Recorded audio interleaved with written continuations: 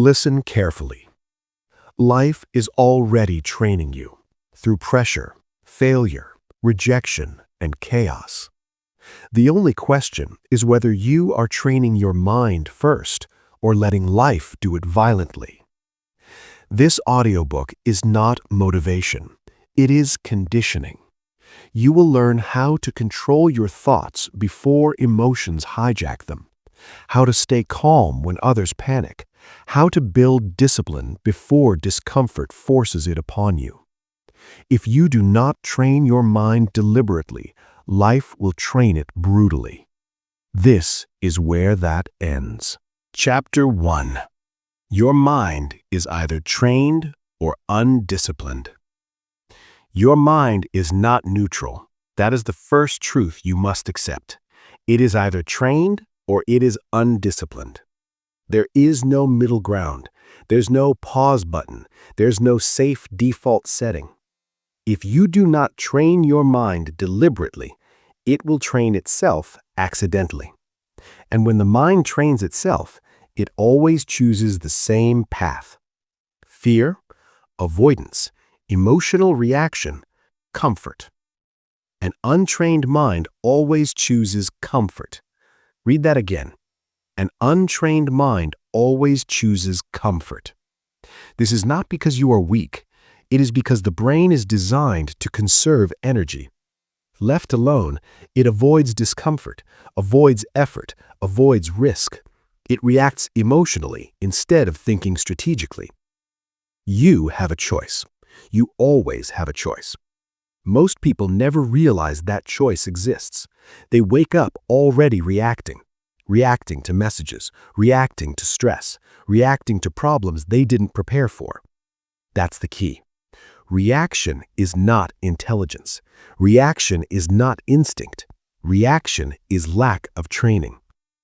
When something unexpected happens and your emotions spike, that is not fate, that is conditioning, or the absence of it. An untrained mind always chooses comfort. Comfort over growth, comfort over clarity, comfort over control. And comfort feels good until pressure arrives. Pressure does not create weakness. Pressure reveals it. Look around. You've seen this happen. Talented people freezing under pressure, smart people folding when stress hits, people with potential collapsing when it matters most.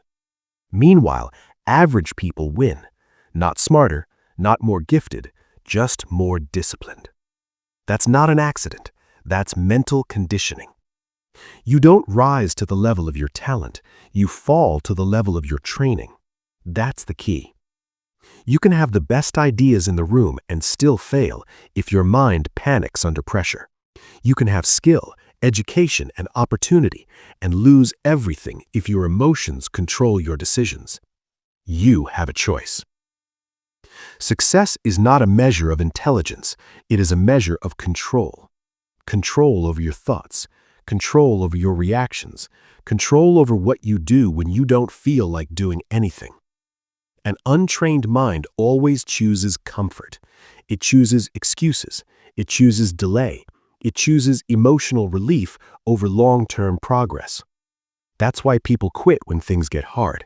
That's why people talk instead of act. That's why people wait to feel ready. You don't need their permission. You don't need validation. You don't need to feel confident. You need to act.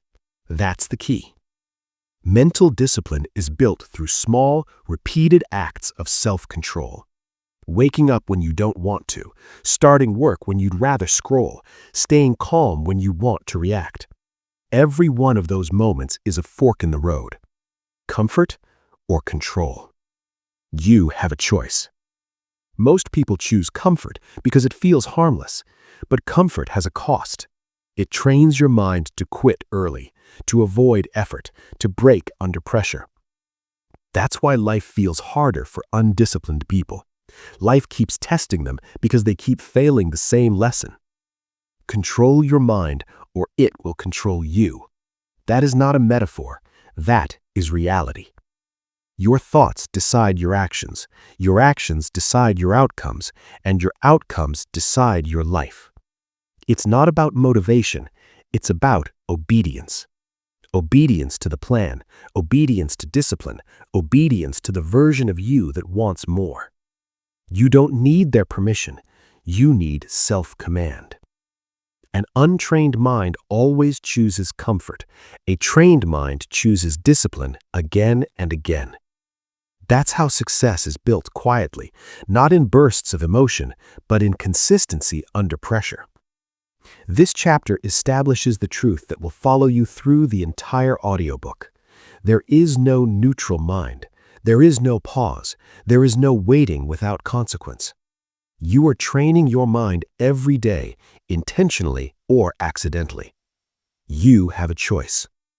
Control your mind, or it will control you. And now that you understand this truth, it's time to confront the first enemy of mental control. You've seen how an untrained mind reacts. Next, you will learn why emotional reactions are the fastest way to lose power. Chapter 2. Emotional reactions are the first form of failure. The moment you react emotionally, you lose control. That is not an opinion. That is a fact. Emotional reaction is the earliest form of failure. Not the loud kind, not the obvious kind, the quiet kind that costs you power before you even realize it's gone. You have a choice. You always have a choice. Most people believe emotions are harmless. They say, "That's just how I feel." They say, "I had a right to react." They say, "Anyone would feel this way." That's the lie. Feeling is automatic. Reaction is a decision. That's the key. An emotional reaction is not strength. It is exposure. It tells the world exactly where you are vulnerable. Every time you react, with anger, with defensiveness, with impatience, with fear, you give control away. And once control is gone, discipline disappears. You don't need their permission. You don't need to explain yourself. You need to stay in command. Look at how people lose opportunities, not because they weren't skilled, but because they couldn't regulate themselves. A sharp comment at work, a defensive reply in a relationship, an impulsive decision under stress. That's how deals collapse. That's how trust erodes. That's how momentum dies. Emotional reaction feels justified in the moment, but justification doesn't equal control. You have a choice. When pressure hits, most people react instantly. They speak too fast. They act too soon. They try to release the discomfort. That release feels good for a moment. Then the cost arrives. An untrained mind always chooses comfort, and emotional reaction is emotional comfort. It relieves tension immediately, but it weakens you long term. That's the key. High-level performers don't eliminate emotions, they delay reactions. They pause, they breathe, they create space between stimulus and response. That space is power. You don't need to suppress emotions, you need to outlast them.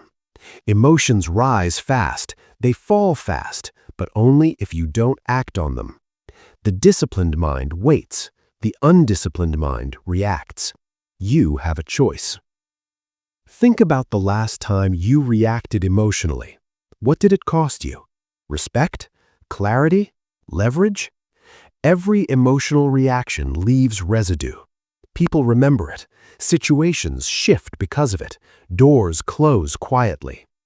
That's why emotional control is not optional. It's foundational. It's not about being cold. It's about being precise. It's not about silence forever. It's about timing. That's the key. The strongest people are not the loudest. They are the calmest under pressure. Calm is not personality.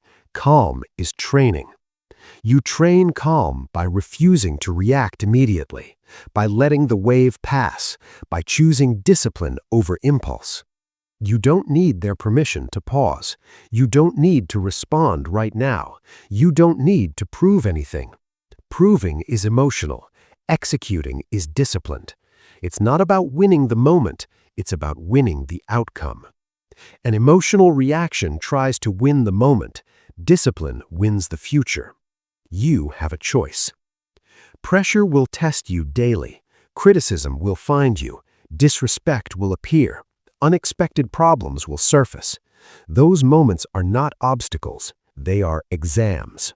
Every reaction is a grade, and most people fail the same test over and over again, not because they don't know better, but because they never trained for it. An untrained mind always chooses comfort, and emotional reaction is emotional comfort. It relieves tension immediately, but it weakens you long term. That's the key. Here is the rule you must internalize. If you react emotionally, you are no longer in control of the situation. Control requires delay. Control requires restraint. Control requires strength. Strength is not loud. Strength is measured. You don't need their permission. You need composure. When someone provokes you, silence is not weakness. It is leverage. When stress hits, slowing down is not failure. It is strategy. When fear appears, staying still is not avoidance. It is command. You have a choice. Start training this immediately. The next time you feel an emotional surge, do nothing for 10 seconds. Breathe, count, observe. That pause rewires your nervous system. It teaches your mind that emotions do not command action. That's the key. Over time, the pause gets longer, the control gets stronger, and your presence changes. People feel it. Situations respond differently. Life stops pushing you around because you stopped reacting. Emotional reactions are expensive. They drain energy. They blur thinking. They weaken authority. Discipline preserves energy, sharpens thinking, builds authority. It's not about never feeling, it's about never being ruled. Control your emotions, or they will control you. This chapter matters because without emotional control, nothing else in this audiobook works. Discipline collapses under emotion. Focus disappears under reaction. Mental toughness fails without restraint. You have a choice. And now that you understand why reaction is failure, you must understand what pressure truly does. Pressure doesn't break you, it reveals you. And that's what we face next. You've learned how reactions cost you power. Now it's time to understand the real test of your training. Chapter 3. Pressure reveals the training you avoided. Pressure does not change you. Pressure reveals you. That is the truth most people avoid. They blame stress. They blame circumstances. They blame bad timing. But pressure only exposes what is already there. You have a choice. You always have a choice. When pressure arrives, and it always does, it pulls the cover off your habits, your thinking, your discipline, your preparation. That's the key. People say, "I wasn't myself under pressure." Yes, you were. You were exactly yourself without the comfort. An untrained mind always chooses comfort. When comfort disappears, panic shows up. That's why pressure feels unfair to most people. It forces them to face the version of themselves they've been avoiding. Pressure does not break disciplined people. It exposes undisciplined ones. Look at any high-stakes moment, an interview, a competition, a crisis, a deadline. Some people become sharper, others fall apart. Not because of talent, not because of intelligence, but because of training. That's the key. The mind behaves the way it has been rehearsed to behave. Under pressure, there is no time to think. There is only execution. If you trained calm, you become calm. If you trained hesitation, you hesitate. If you trained avoidance, you freeze. You have a choice.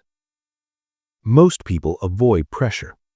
They delay difficult conversations. They postpone responsibility.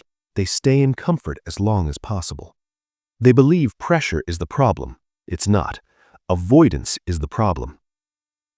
Avoidance trains weakness. Every time you escape pressure, you teach your mind that pressure is dangerous. So when it finally arrives, your mind panics. An untrained mind always chooses comfort. Pressure removes comfort. That's why the untrained mind collapses. That's the key. Think about athletes. The game doesn't make them great. Training does. The game only reveals who trained properly. The same applies to life. Life does not reward potential. It rewards preparation. You don't rise when pressure shows up. You reveal your baseline.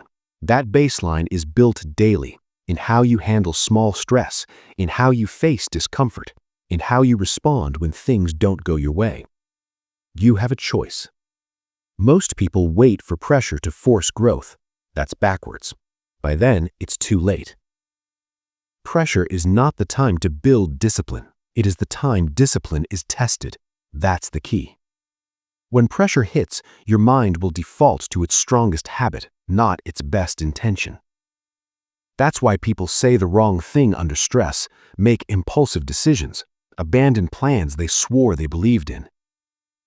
The mind is not loyal to goals. It is loyal to training. You don't need their permission to train early. You don't need to wait for motivation. You need to expose yourself to controlled pressure daily. That's how discipline is built. Small challenges, intentional discomfort, delayed gratification. Those are rehearsals. So when real pressure arrives, your mind recognizes it. It doesn't panic. It performs. That's why people think pressure is rare. It's not. Pressure is constant. Deadlines, expectations, uncertainty. The difference is how prepared you are. The disciplined mind sees pressure as information. The undisciplined mind sees pressure as a threat. Threat triggers emotion. Emotion triggers reaction. Reaction kills performance. You have a choice. When pressure shows up, do you speed up emotionally or slow down strategically? That choice determines outcomes. This is why average people outperform talented ones. They trained under pressure when no one was watching. They practiced showing up tired. They practiced staying calm. They practiced finishing even when they didn't feel like it. Talent looks impressive. Discipline looks boring. But discipline wins when pressure arrives. That's the key. Pressure is honest. It doesn't care about your excuses. It doesn't respect your intentions. It only responds to preparation. And here's the uncomfortable truth. If pressure keeps defeating you, it's because you avoided it when you had the chance to train. An untrained mind always chooses comfort. Comfort avoids pressure. Pressure exposes comfort. You have a choice. Start small. Do hard things on purpose, not to suffer, but to prepare. Finish tasks when it's inconvenient. Speak when it's uncomfortable. Stay calm when emotions rise. Those moments build your baseline. So when life turns up the heat, you don't melt, you solidify. That's the key. Pressure should not be feared. It should be expected. Life will test you repeatedly. The only question is whether you will recognize the test or panic. Control your mind or pressure will control you. That is the thread running through this entire audiobook. You don't need their permission to prepare early. You don't need perfect conditions. You need discipline now. Pressure is coming. It always is. And when it arrives, it will not ask if you are ready. It will simply reveal the truth. So train before the test. Condition your mind before the moment, because pressure doesn't create weakness. It exposes the training you avoided. You have a choice. And now that you understand pressure, it's time to confront what most people rely on and why it fails them. Motivation fades. Discipline remains. You've seen what pressure reveals. Now let's talk about what must be built before motivation disappears. Chapter 4. Discipline is built before motivation dies. Motivation is unreliable. That is the truth most people don't want to hear. Motivation comes and goes. It rises with excitement. It disappears with resistance. Discipline is different. Discipline stays. You have a choice. You always have a choice. Most people wait to feel motivated before they act. They wait for energy. They wait for confidence. They wait for the right mood. And while they wait, life moves on. That's the key. Motivation is emotional. Discipline is structural. Emotion changes. Structure holds. An untrained mind always chooses comfort. And motivation is comfortable when it's high. But when motivation drops, comfort takes over. That's why people start strong and quit quietly. They didn't lose interest. They lost emotional fuel. Discipline doesn't need fuel. It runs on command. You don't need their permission to act without motivation. You don't need to feel ready. You need to move. That's the key. Look at how people treat motivation like a strategy. They watch videos. They wait for inspiration. They chase feelings. But feelings don't build consistency. Behavior does. The people who succeed are not more motivated. They are more disciplined. They trained themselves to act on schedule, not on emotion. You have a choice. When motivation disappears, and it will, what remains? For most people, nothing. That's why progress collapses, because nothing was built underneath the feeling. Discipline must be installed before motivation dies, not after. That's the key. Discipline is built in moments no one sees, when you follow the plan even when it feels pointless, when you finish the task even when the reward feels far away. That is conditioning. Every time you act without motivation, you strengthen control. Every time you wait for motivation, you strengthen delay. An untrained mind always chooses comfort. Comfort waits. Comfort negotiates. Comfort postpones. Discipline executes. You don't need to like the work. You need to respect the process. Respect looks like action, not emotion. That's the key. Think about the times you didn't feel motivated but acted anyway. Notice the result. Momentum followed. Clarity improved. Confidence increased. Not before action, after. Motivation follows discipline, not the other way around. Most people get that backwards.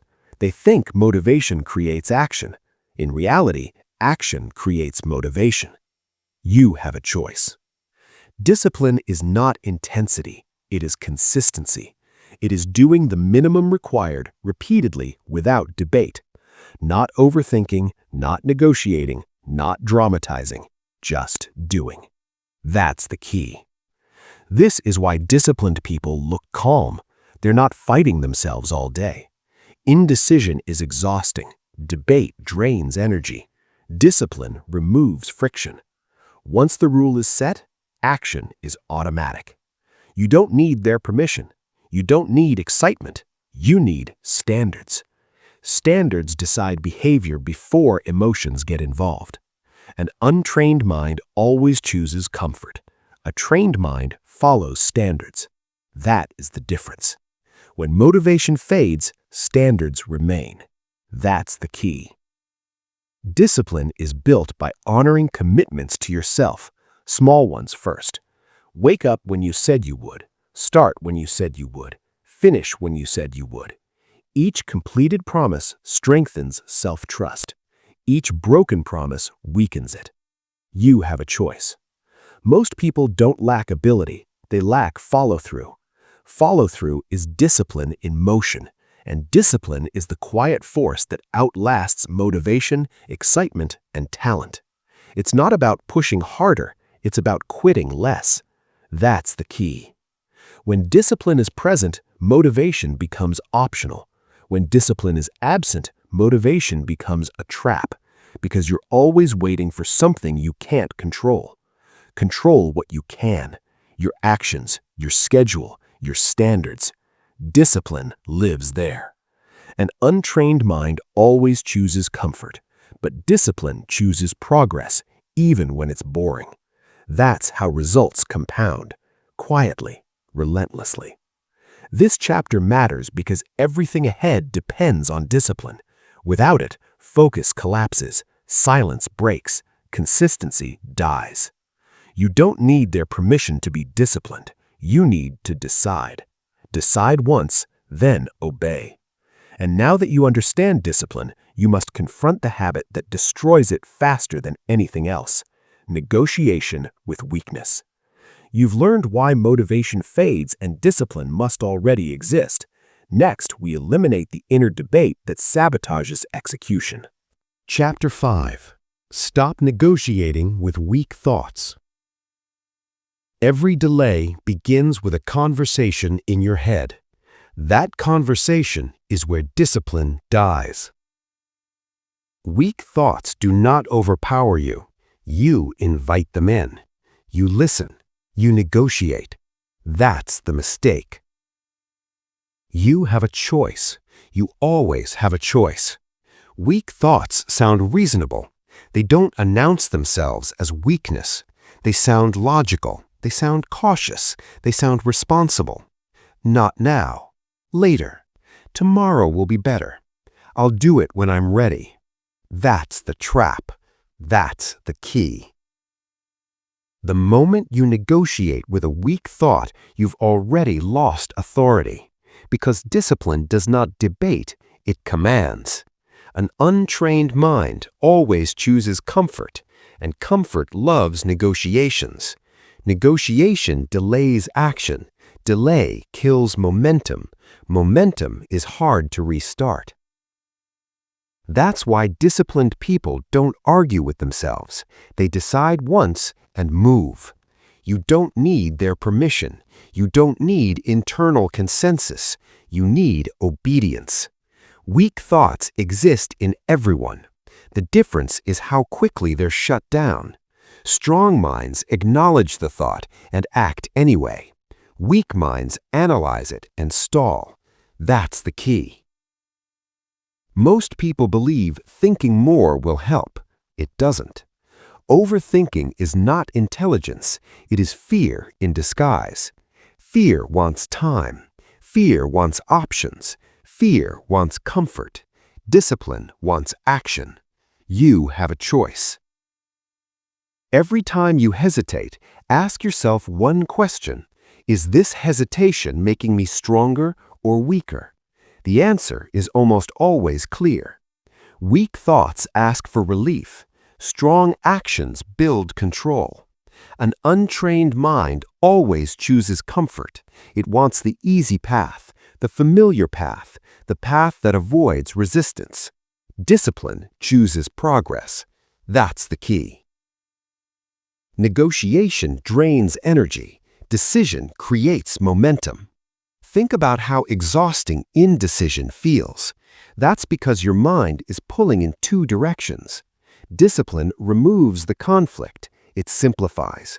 One rule, one action, no debate.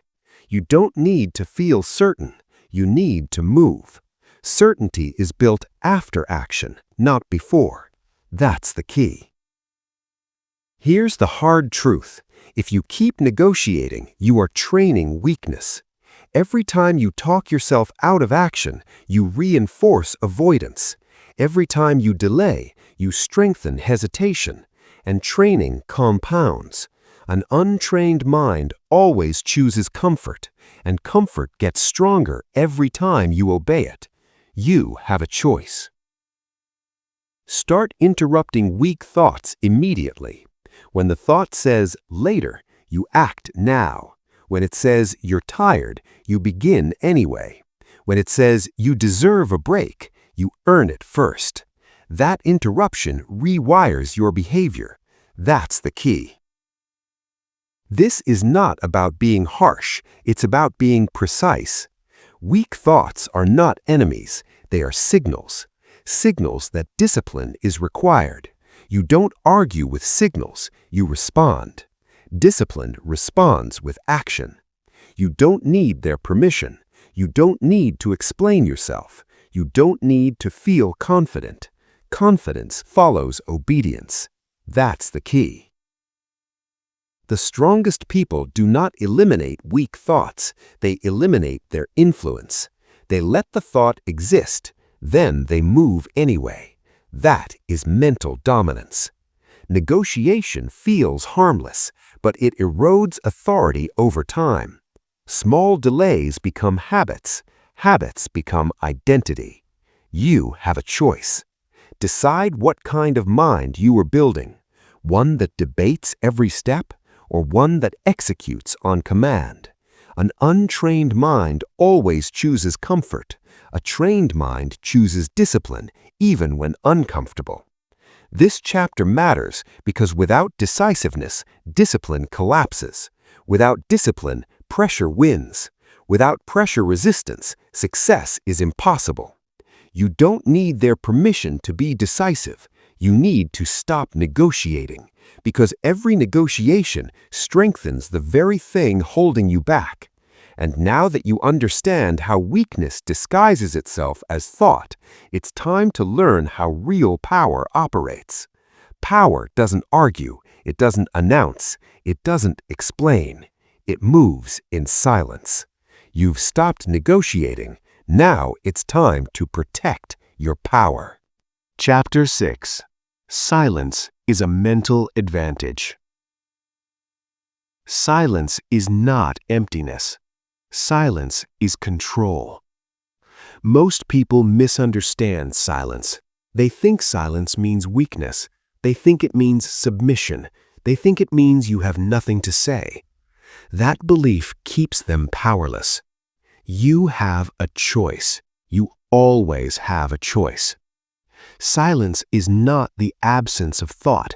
It is the presence of discipline. That's the key. An undisciplined mind feels the urge to speak, to explain, to justify, to defend.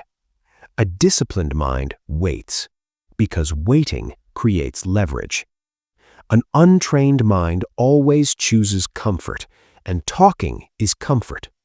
Talking releases tension. Talking seeks approval.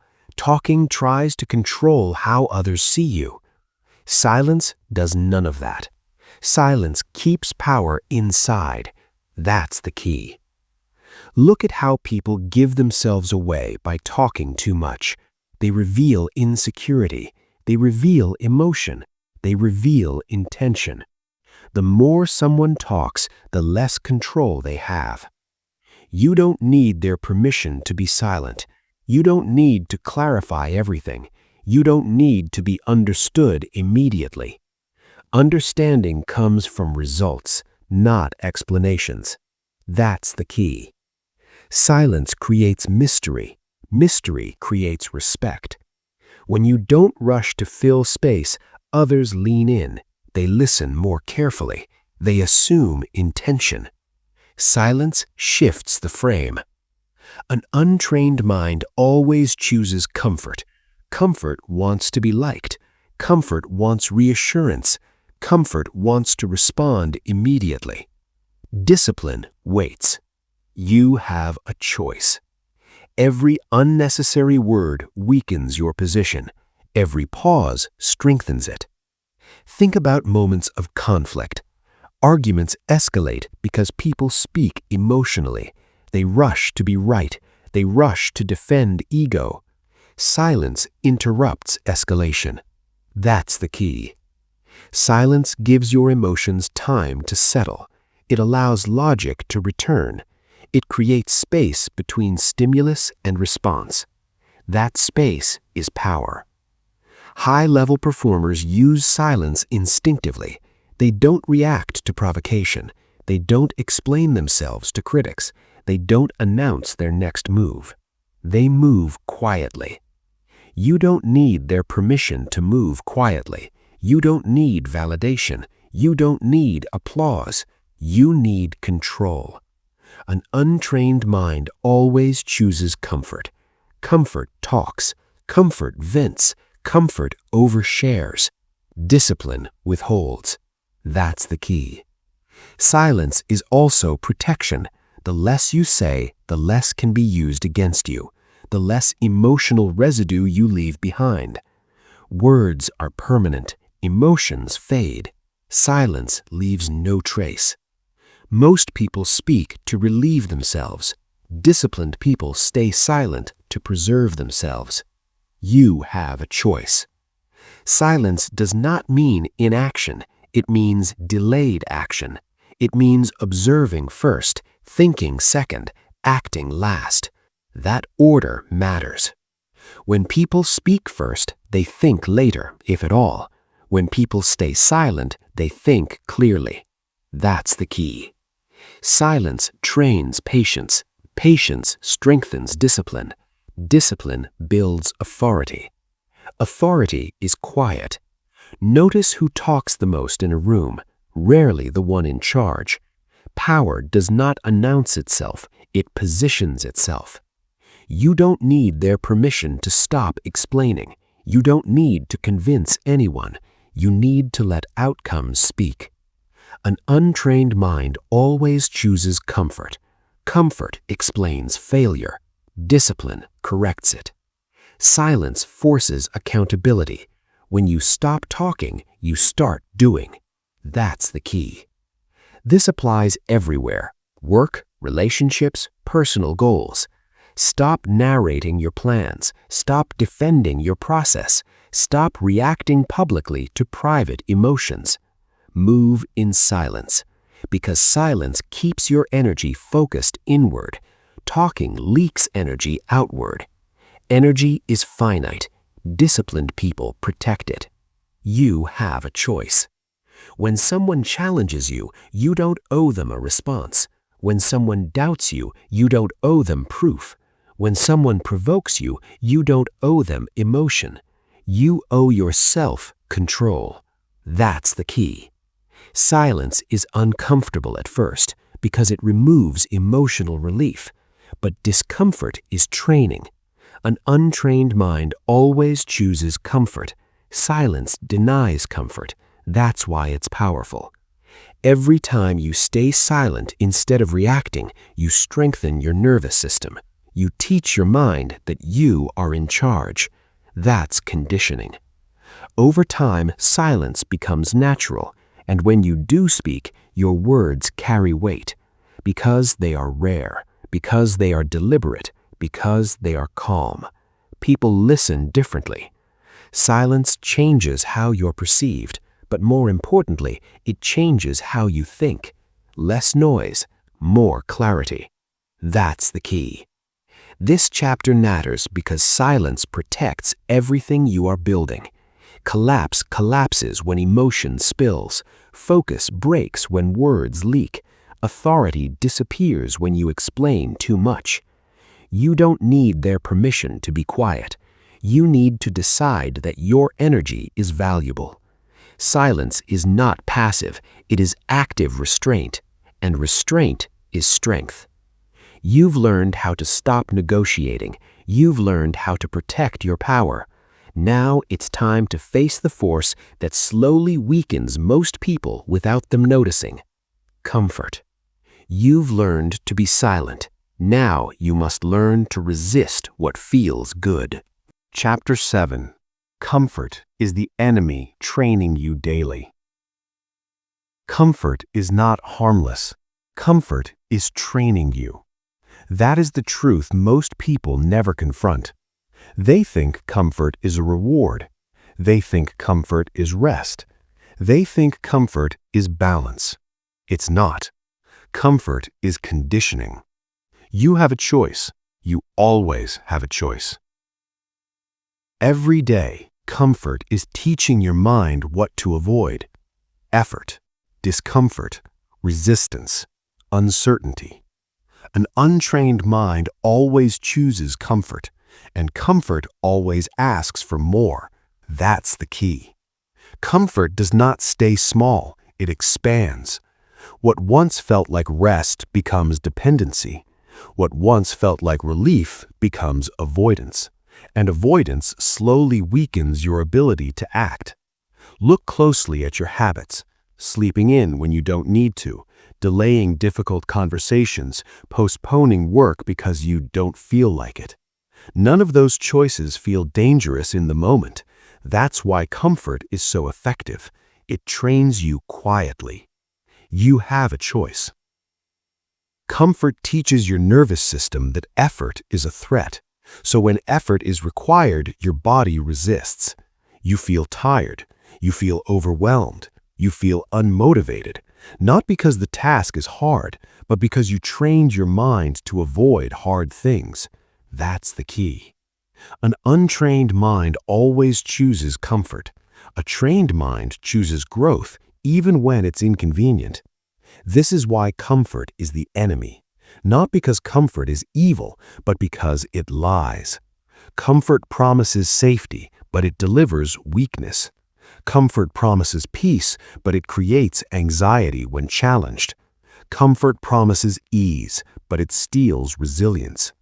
You don't need their permission to resist comfort.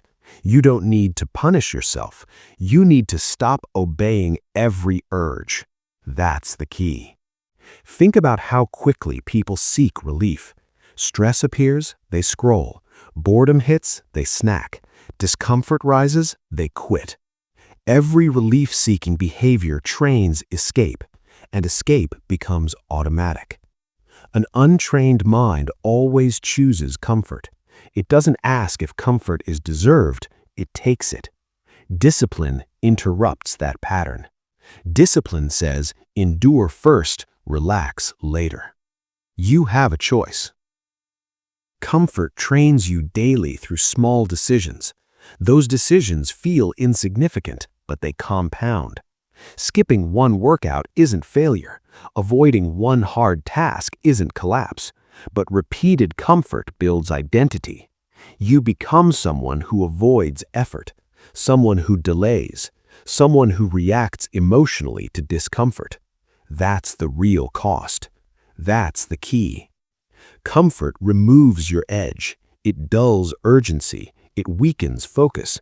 And when pressure arrives, as it always does, comfort-trained minds panic because they were never prepared. You don't need their permission to live with edge. You don't need chaos. You need controlled discomfort. That's how strength is built. Athletes don't train in comfort. Soldiers don't train in comfort. High performers don't grow in comfort. They train under stress by choice, so stress doesn't control them later. You have a choice. Discomfort today is preparation. Discomfort tomorrow is panic. Which one do you want? An untrained mind always chooses comfort.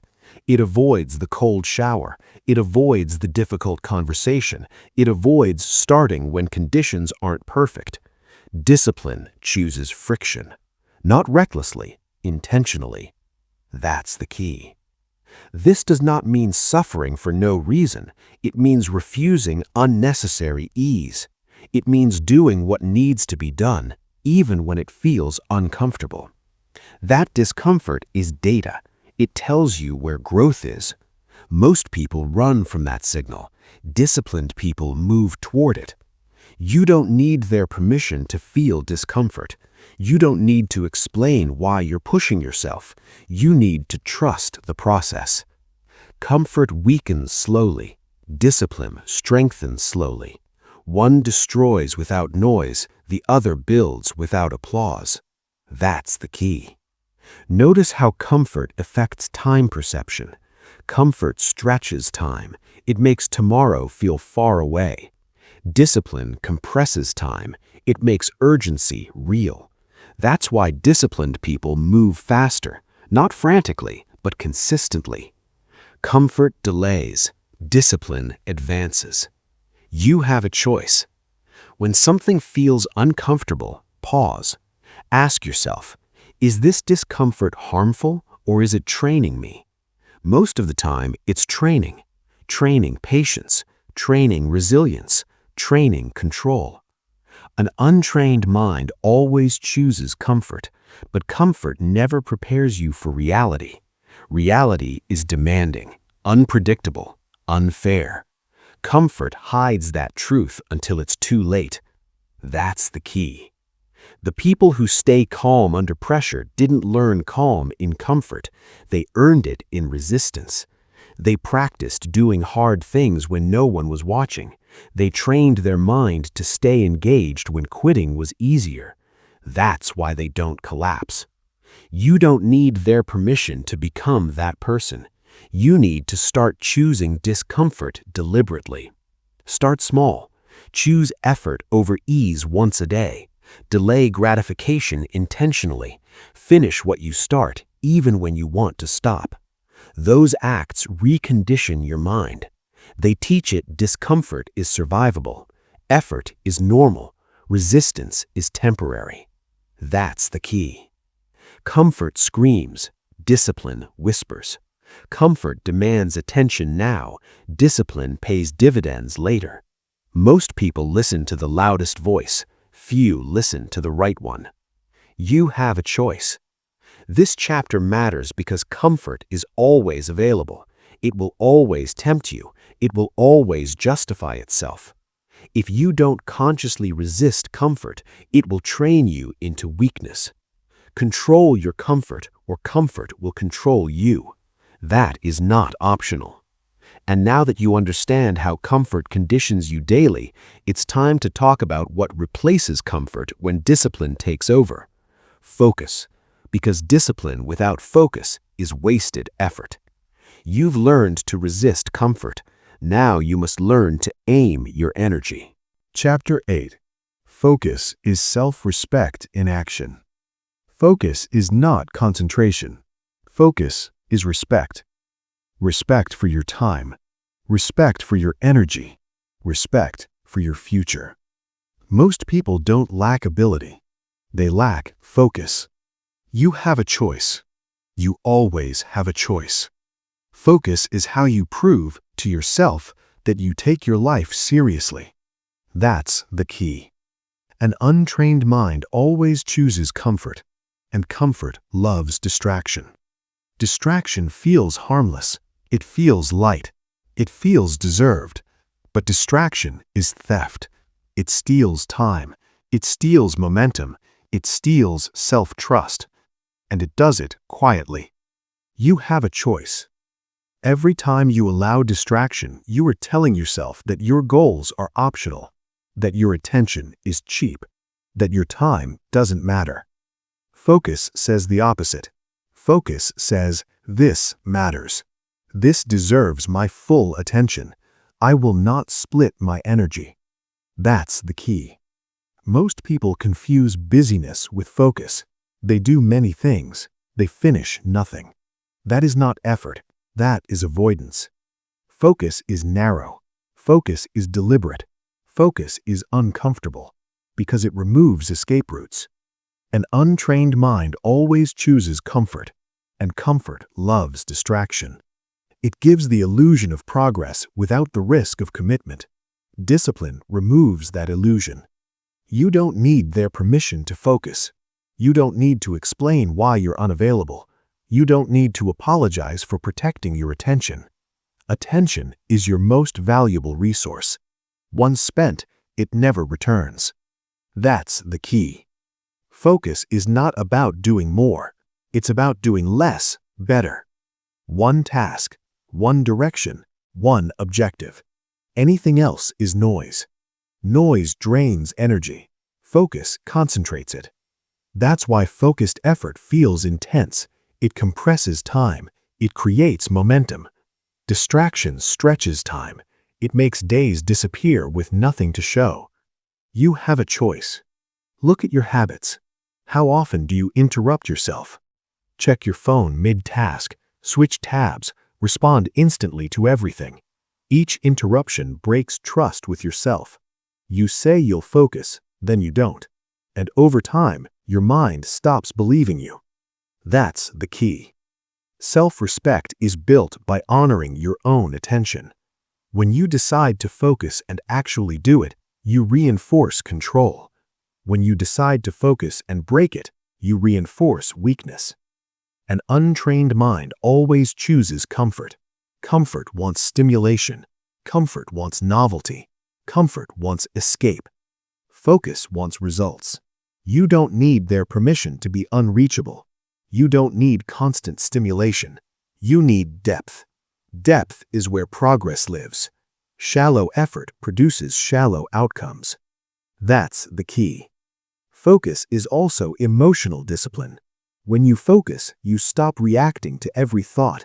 You stop chasing every impulse. You stay with discomfort long enough for clarity to emerge. Most people never experience clarity because they never stay still long enough. They flee boredom. They flee silence. They flee effort. An untrained mind always chooses comfort, but comfort scatters attention. Scattered attention produces scattered lives. You have a choice. Focused people look calm because they are not mentally everywhere. They are here, present, engaged, committed. That presence is power. It's why focused people command respect without asking for it.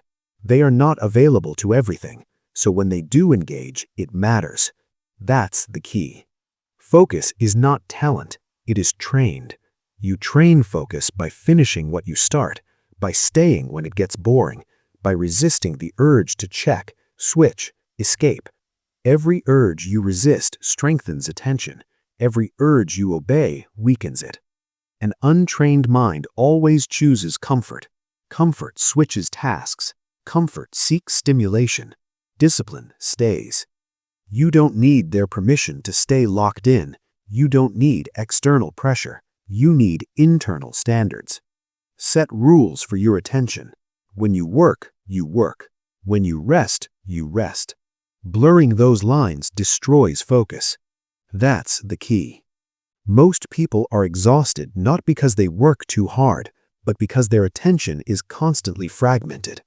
Fragmentation is draining. Focus is efficient.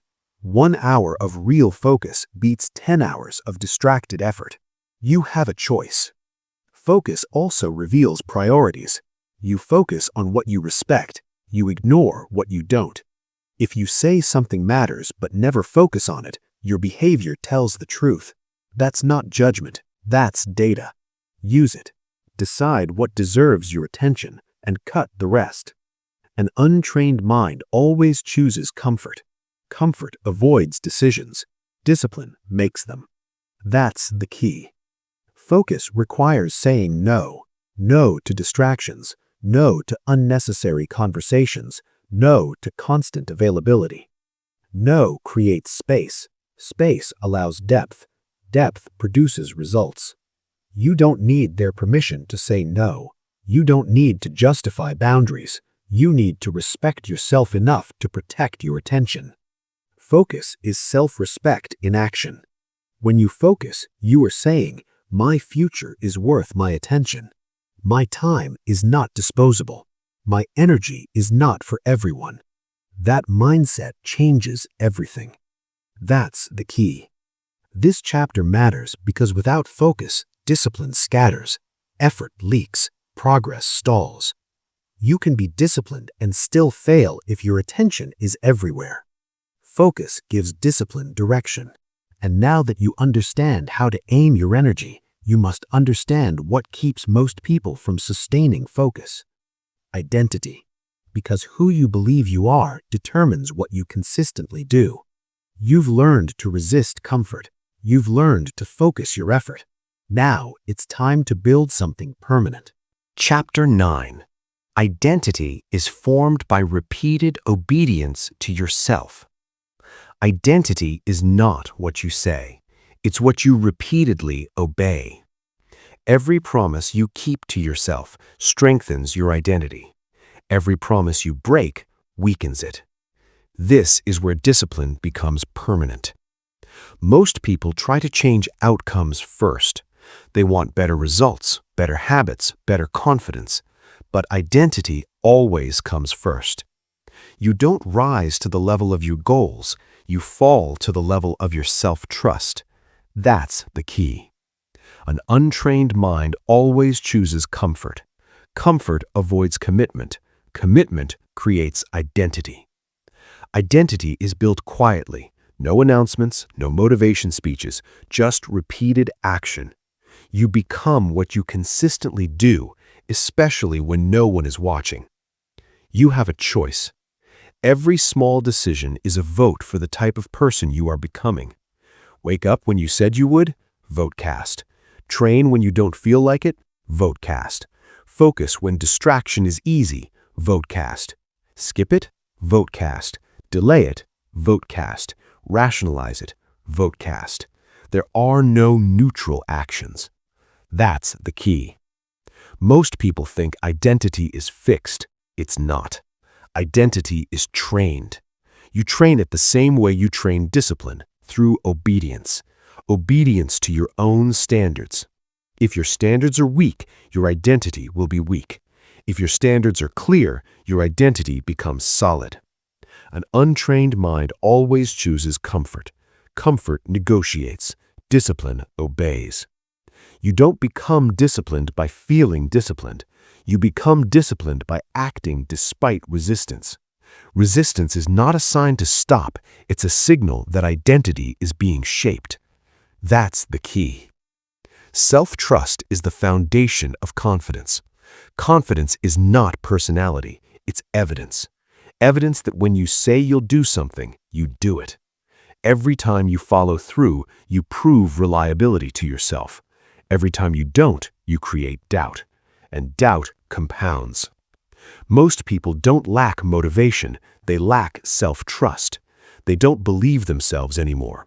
That's why they keep restarting. That's why they need external pressure. That's why they wait to feel ready. An untrained mind always chooses comfort. Comfort breaks promises and asks for understanding later. Discipline doesn't ask for permission. You have a choice. Identity is not built in big moments, it's built in boring ones.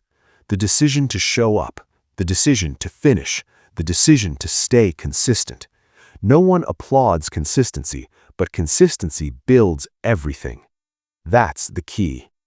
Your brain is always watching. It records patterns. It remembers outcomes. If you repeatedly quit, your brain learns quitting is normal. If you repeatedly push through, your brain learns resilience. Identity follows patterns. Change the pattern, change the identity. An untrained mind always chooses comfort. Comfort avoids boredom. Comfort avoids repetition. But repetition is what creates mastery. You don't rise to discipline once, you live inside it. That's the key. Stop asking, how do I feel? Start asking, what did I commit to? Feelings change. Commitments don't, unless you break them. Discipline is choosing commitment over mood. Identity is choosing reliability over comfort. You don't need motivation to obey yourself. You need standards. Standards remove debate. They turn decisions into habits. That's the key. Your future self is watching your present behavior. Not with judgment, with memory. Every time you obey yourself, you are building someone you can rely on. Someone calm, someone steady, someone dangerous in the best way. An untrained mind always chooses comfort. Comfort wants reassurance. Discipline wants results. You have a choice. Decide who you are by deciding what you will not negotiate. Non-negotiables shape identity. Sleep, training, focus, execution. Pick a few. Honor them daily. Not perfectly, consistently. That's the key. Identity becomes your autopilot. Once formed, it makes discipline easier because you're no longer forcing behavior, you're expressing who you are. I am the kind of person who follows through. I am the kind of person who finishes. I am the kind of person who doesn't negotiate with comfort. Say it less, prove it more.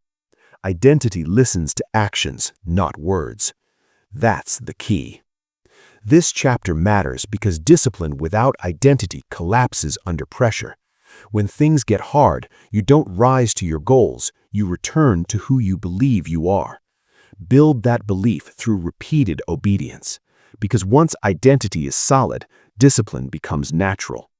And now comes the final step. Sustainability. Because discipline that burns you out will never last. Chapter 10. Sustainability is the difference between intensity and power. Intensity looks impressive. Power lasts. Most people confuse the two. They sprint, they burn hot, they collapse. Then they call it failure. It's not failure, it's poor strategy. An untrained mind always chooses comfort or extremes, either nothing or everything. Both lose. That's the key. Sustainability is what separates disciplined people from emotional performers. Anyone can be intense for a week. Anyone can go all in for a month. But discipline is not about how hard you push once. It's about how long you can stay consistent. You have a choice. You can chase motivation or you can build systems. Motivation spikes. Systems carry you. That's the key. Most people quit not because the goal is too hard, but because their approach is unsustainable.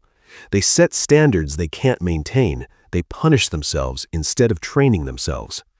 Discipline is not self-abuse, it's self-respect. An untrained mind always chooses comfort, but when forced, it chooses burnout. Sustainable discipline chooses balance without softness. That's the key. Power is quiet. Power doesn't announce itself. It doesn't need urgency every day. It shows up, it executes, it repeats. The strongest people don't look frantic, they look calm, because calm comes from control, and control comes from sustainability.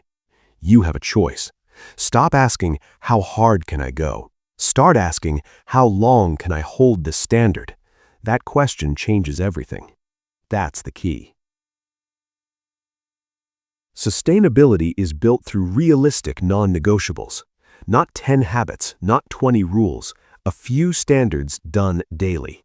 Sleep, movement, focus, execution. When standards are realistic, discipline becomes automatic. When standards are extreme, discipline becomes emotional. An untrained mind always chooses comfort, but it also rebels against impossible rules. That's why consistency collapses. That's the key. You don't need to dominate every day. You need to win today. Winning today means keeping your word, following through, stopping before burnout. Power is knowing when to push and when to maintain. Maintenance is not weakness. Maintenance is mastery. That's the key.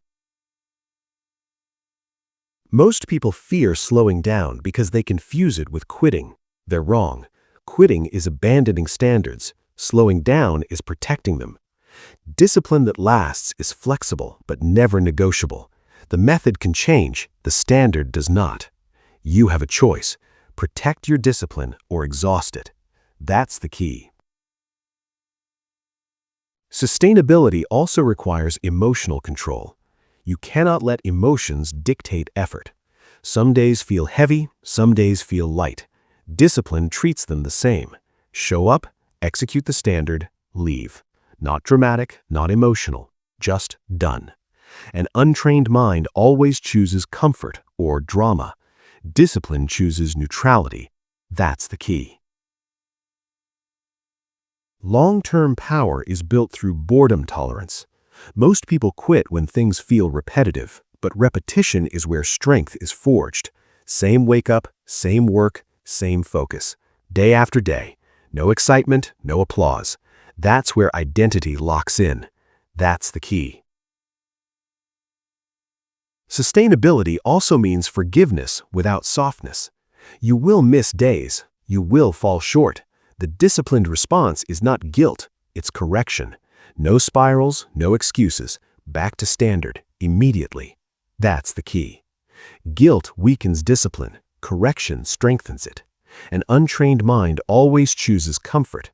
Comfort uses guilt as an excuse to quit. Discipline uses mistakes as data. Learn, adjust, continue. You have a choice. Be intense and temporary or disciplined and permanent. That's the key. Power is what remains when motivation is gone. Power is what shows up when no one is watching.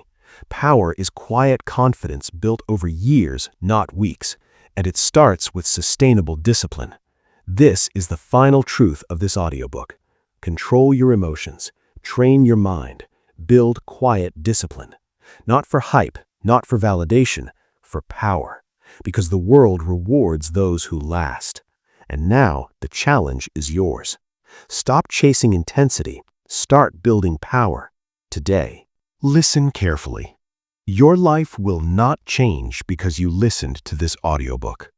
It will change only if you obey what you heard. You now know the truth most people avoid. Your mind must be trained, or it will be ruled by comfort, fear, and emotion. Your emotions must be controlled, or they will control your decisions. Your discipline must be quiet, or it will collapse under pressure. You have a choice, every day, every moment. No one is coming to save you. No motivation is coming to stay. No perfect time is coming to start. That's the key. An untrained mind always chooses comfort. A trained mind chooses standards. You don't need permission. You don't need confidence. You need obedience to yourself. Control your reactions. Honor your commitments. Build discipline that lasts. Not loudly, not emotionally, quietly, daily. Because power is built in silence. Strength is built in repetition. And identity is built in what you refuse to negotiate. Now here is the challenge. Pick one standard, just one. Sleep on time. Train daily. Focus without distraction. Finish what you start. And obey it for the next 30 days. No debate. Miss a day? Correct immediately. No guilt, no drama. That's discipline. If you do this, everything changes. If you don't, nothing does. You have the tools. You have the truth. Now choose. Train your mind before life trains it for you.